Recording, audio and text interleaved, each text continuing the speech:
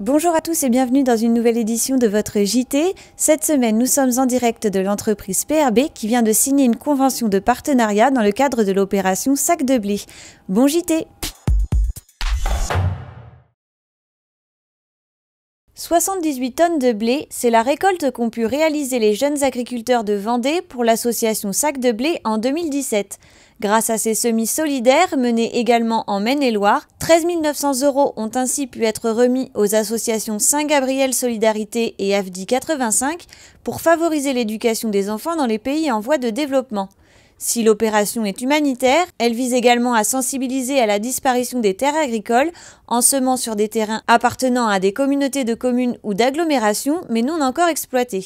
Sur la communauté de communes du pays des Achards, les élus et l'entreprise PRB se sont associés au projet pour la deuxième année consécutive. C'est symbolique parce que ça montre qu'il y a des entreprises qui se soucient entre guillemets du gaspillage de terre et de son impact sur l'agriculture. La parcelle que nous avons mis à disposition, elle est la même qu'en 2017.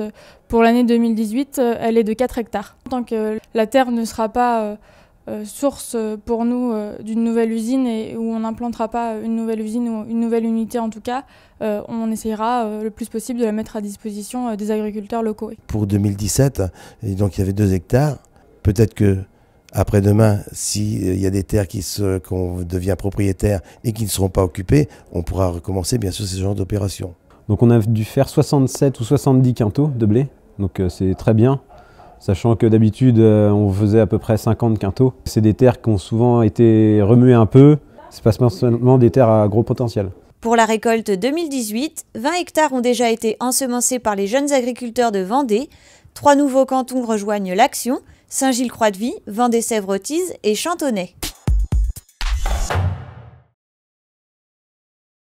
Plus de 1000 arbres virtuels ont poussé à La Roche-sur-Yon. L'opération Agri-Interactive Planète, qui s'est tenue du 13 au 25 novembre à l'espace Harmonia, a remporté le défi d'associer la consommation locale au reboisement. Grâce à l'exposition One Beat, One Tree de Nazia Mestaoui et à la collecte de dons dans des magasins et restaurants commercialisant des produits locaux, l'association Nature et Vie, porteuse du projet, a su sensibiliser le public, et en particulier les écoles, à la déforestation au Sénégal et la réimplantation de haies en Vendée. Nous avons récolté 605 €, ce qui nous permettra de replanter plus de 1000 arbres, 500 arbres en Casamance et 500 arbres en Vendée. Le but du consommé local, et là c'est là toute l'idée, c'était de faire du consommé local, parce que là quand on consomme local, les agriculteurs vivront de leur métier, et ça permettra aux agriculteurs de façonner le paysage vendéen, mais aussi de permettre en Casamance de ne pas détériorer le poumon qui est le poumon de la terre de la forêt équatoriale, et de permettre aussi d'entretenir cet espace-là. Une réussite due également au partenariat avec la maison familiale de Mareuil-sur-Lay.